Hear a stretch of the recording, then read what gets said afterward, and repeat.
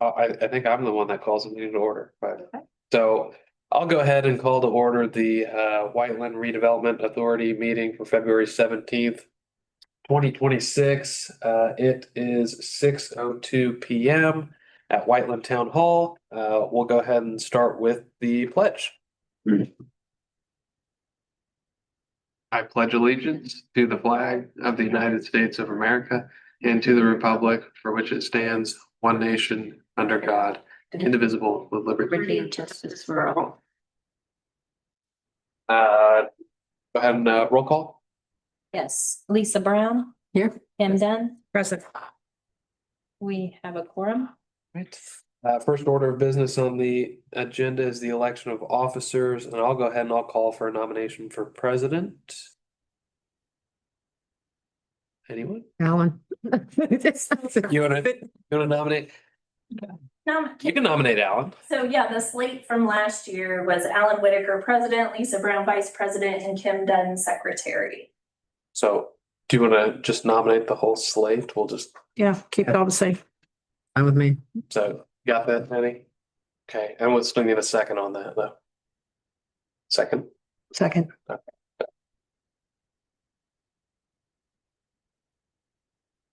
You do all in favor, say aye. Or do you wanna do a roll? Yeah, that'd probably be easier. All right, all in favor, say aye. Aye. All right, perfect.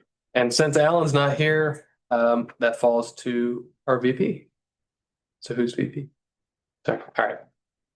This is the first time we're meeting. Yes. So do you have a copy of the agenda in front of you? I do. All right, so you just have approval of minutes from September 11th.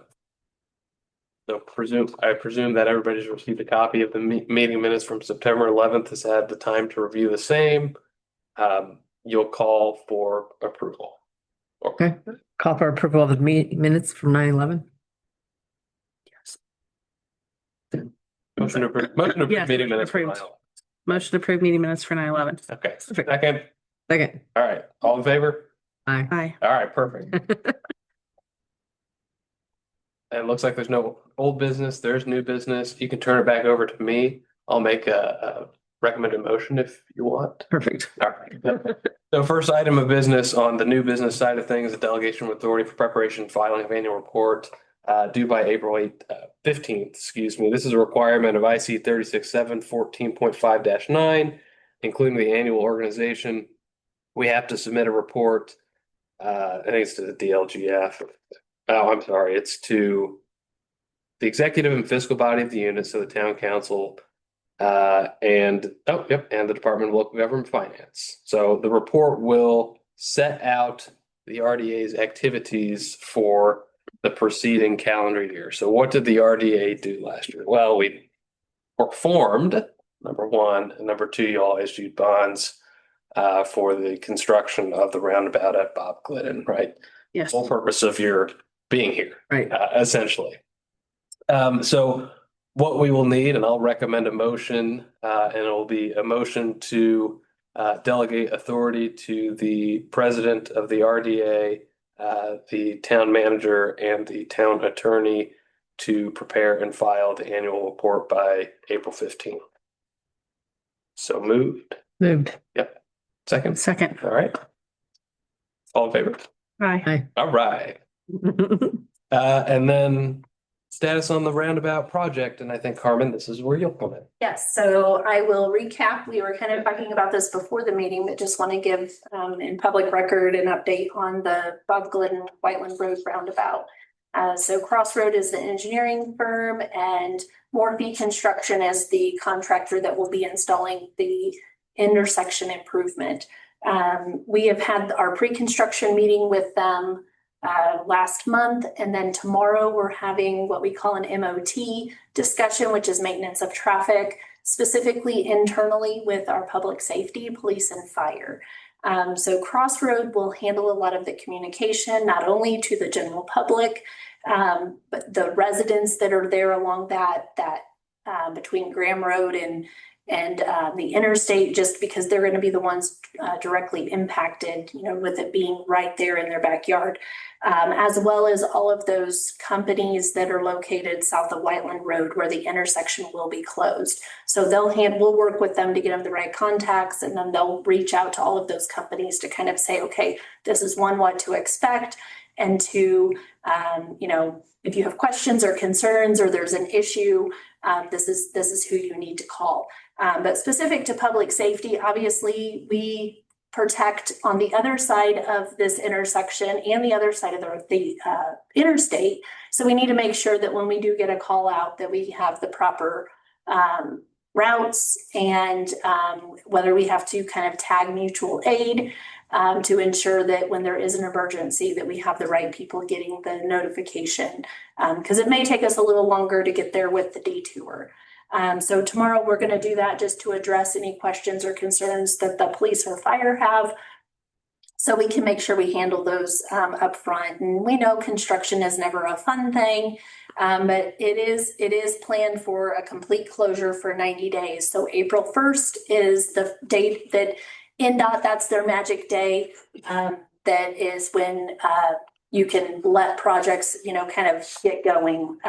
Hopefully, obviously weather permitting, it'll be a closure for 90 days and is expected to be opened back up July 4th weekend, or just in time for that July 4th weekend. We are building a temporary asphalt lane, so on where the Amazon is, so that people that work or need to get to that location, trucks and passenger vehicles, will be able to come in through off the interstate and then into the industrial park, but there will be no access going eastbound, so coming from town to go out there. So again, it's going to be a little bit of a headache, but it's easier to do it a full closure than if we would do partial closures. It would probably take 120, if not more, 5 months to complete a project. And so this way, knock it out, rip the Band-Aid off, and make everybody upset for 90 days versus drag it out for 120, 150 days. So hoping that all goes well. And then we'll have our roundabout put in. There will be artwork in the middle. We have met with the Glidden Flake family.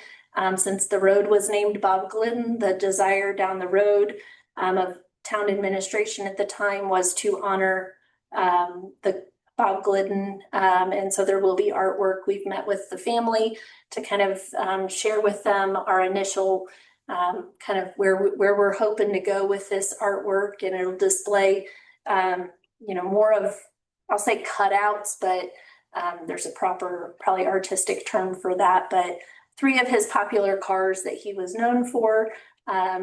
Some are like, who is Bob Glidden? If you're, and then when I said to somebody, I'm moving to Whiteland, they said, that's where Bob Glidden's from. So if you're into the racing community, of which there's quite a few people here in Whiteland that are very familiar with that, I call it Racers Row. Graham Road is actually where 3 very popular racers in different capacities and different types of racing raised their families and had their shops and had a lot of very famous people there. So if you're not into racing, you're like, yeah, I don't know who Bob Glidden is. Encourage you to Google that and that. So that's kind of the update that I have prepared for today, for tonight, for this meeting. If anybody has any questions, or if you have a wild question you want to throw at me that we need to think of X, I'd be happy to answer that. So I have a question. You had mentioned one time about the light and how this might affect the light, and you were working with the state or somebody. What's the status of it? Still working with the state. So we are working with NDOT, the Department of Transportation, to have them take over the signal maintenance. And so we're back and forth between our legal counsel, their legal counsel.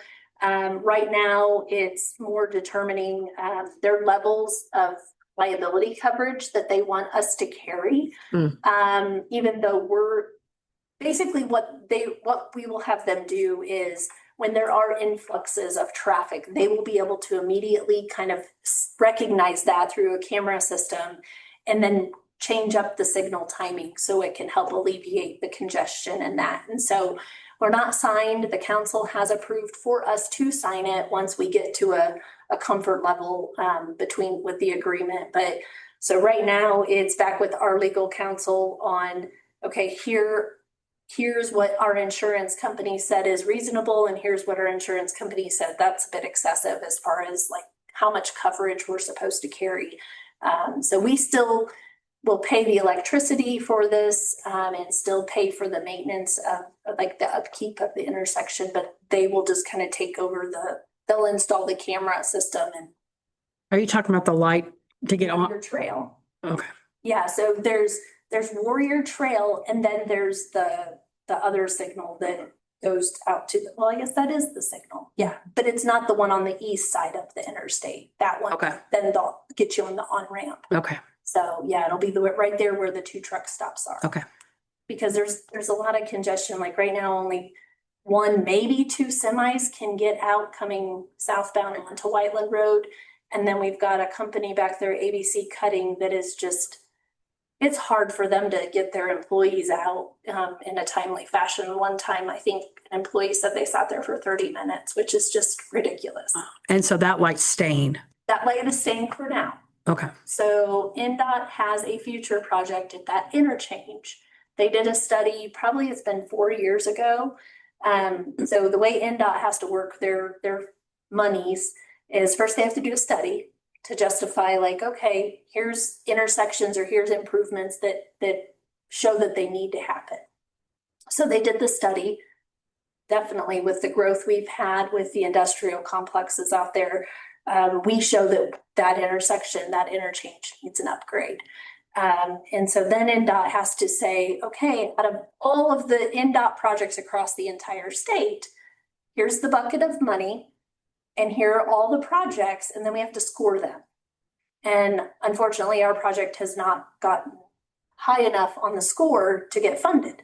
Then the really cool thing is once it gets deemed fundable, you still have to wait probably another 5 years before the project actually goes to fruition. I've written a letter of support. With our improvement, that would kind of dovetail with their improvement. And then when they do their improvement, that Warrior Trail light signal goes away. So, but it's an unknown. And then with the way federal monies are coming down to the state, the way that the state is choosing how to fund road projects, there's just a lot of unknowns to really say when that improvement would happen. But it shows it needs it now. So, any other questions? Thank you. I have a quick update, I suppose, on the bond.